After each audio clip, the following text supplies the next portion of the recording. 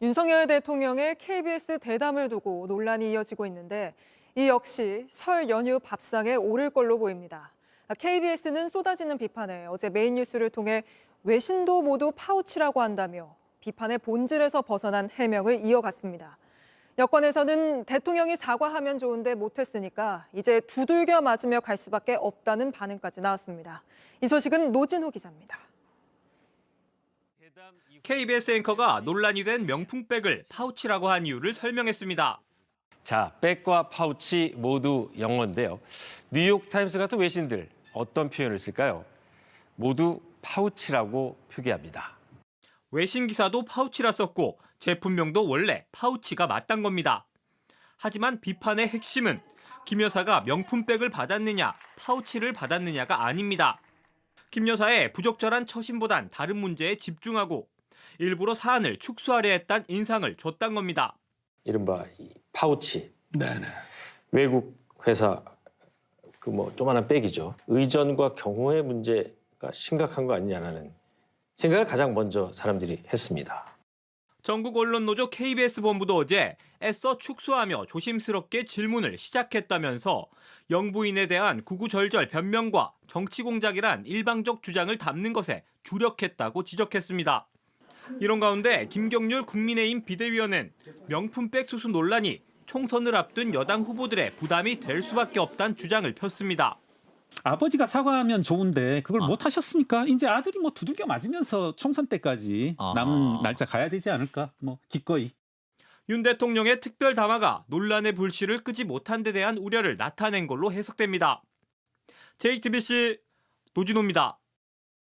대통령이 사실상 사장 인사권을 준 KBS와만 대담을 하는 걸 두고 방송이 공개되기 전부터 비판이 나왔는데 대담에서 KBS 앵커는 스스로 명품백을 외국 회사의 조그만 백이라고 바꿔 불렀고 이 이슈로 부부싸움 했느냐는 가벼운 질문을 던졌습니다. 이어서 최규진 기자가 보도합니다.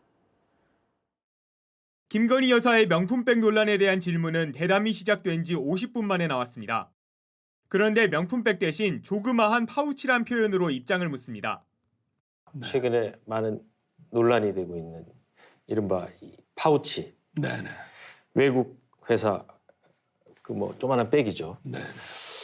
그 백을 어떤 방문자가 김건희 여사를 만나서 그 앞에 놓고 가는 네. 영상이 공개가 됐습니다. 이거는 의전과 경호의 문제가 심각한 거 아니냐라는 생각을 가장 먼저 사람들이 했습니다. 정치 공작이라는 윤 대통령의 답변을 듣는 데까지 걸린 시간은 약 7분 정도. 가벼운 질문으로 마무리합니다. 이슈 가지고서 네. 부부싸움 하셨어요? 전혀 안 했습니다. 안 했습니다. 100분 대담 중 20여 분은 윤 대통령 부친이 물려준 책장이나 각국 정상들의 선물 등에 관한 질문을 하는 데 씁니다. 지난해 한미 정상회담 중 노래를 불렀던 에피소드의 뒷이야기는 자료 화면까지 보여주며 묻습니다. 대통령이 영어 하시는 거를 들으니까 갑자기 그 노래가 생각나네요. 전 세계적으로 가장 많이 기사화되고 가장 많이 검색된 장면은 사실 그 아메리칸 파이라는 노래를 부르셨던 장면인데 그걸 미리 좀 준비하고 그러신 거예요? 제가 그 신청을 하고 이제 그 노래를 좋아한다는 걸 아니까 한 소절 불러달라고 하다 보니 네. 저도 그걸 뭐 피하기도 좀 그렇고 그래서 한 소절 한 거죠. 생방송도 아니고 지난 4일 촬영 뒤 편집된 녹화물이라는 점도 아쉽다는 지적입니다.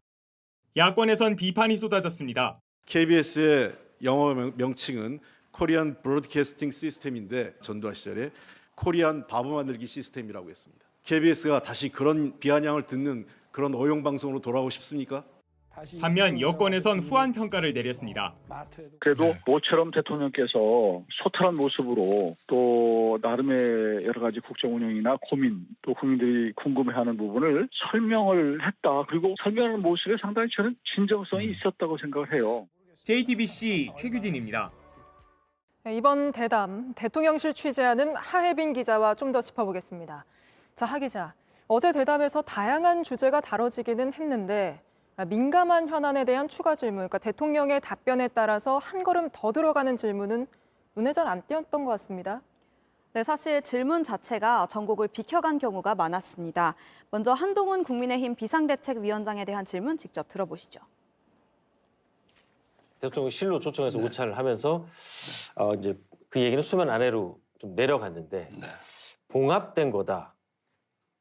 2차전이 남아있다. 이런 이제 정치 분석도 나옵니다. 한동훈 위원장 잘 하고 있는 것 같습니까?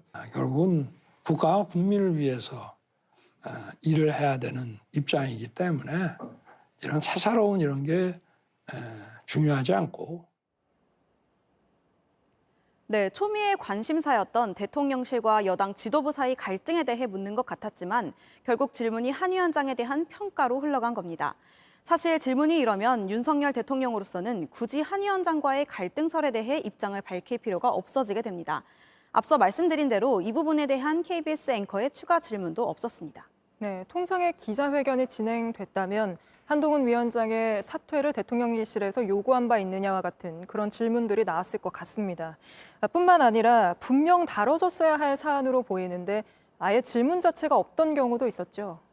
네, 윤 대통령이 서울중앙지검장 시절 담당했던 양승태 전 대법원장의 사법농단 혐의가 1심에서 무죄 선고를 받은 것에 대해서도 어떤 입장인지 묻는 질문이 없었습니다. 또 국회가 가결시켜서 보낸 법률안을 대통령이 돌려보내는 제2요구권에 대한 입장도 물었지만 거기서 그쳤습니다. 그래서 가장 최근에 거부권을 행사한 법률안이 이태원 참사 특별법에 대한 입장을 별도로 들을 수 없었습니다. 네, 어제 대담이 방송은 어제 된 거지만 녹화 자체는 지난 일요일, 그러니까 사흘 전에 이뤄졌던 거죠. 네, 지난 4일에 사전 녹화한 것을 편집한 겁니다. 생중계가 아닌 녹화로 하면 한계가 있을 거라는 지적이 없지 않았었는데요. 실제로 녹화 이후 윤 대통령이 서울중앙지검장 시절 맡았던 이재용 삼성전자 회장의 불법 승계 의혹이 지난 5일 1심에서 무죄를 선고받았습니다. 하지만 녹화 전에는 알 수 없었던 부분이라서 당연히 질문도 할 수 없었습니다. 네, 그런데도 대통령실에서는 오늘도 이 신년 대담에 대해서 긍정적으로 평가하고 있는 겁니까? 네, 질문은 집요했고 답변은 소상했다는 게 대통령실 내부에서 전해지는 분위기입니다. 하지만 대담이 100분이나 진행이 됐는데도 국민들의 궁금증이 충분히 풀리지 않았다는 지적이 여권 내에서도 나오면서 기자회견을 언제 할지 다시 관심이 커지고 있습니다. 윤 대통령이 기자들의 질문을 받는 기자회견을 한 건 취임 100일을 맞아서 지난 22년 8월에 했던 게 마지막입니다. 네, 알겠습니다. 오늘은 여기까지 짚어보겠습니다. 하혜빈 기자였습니다.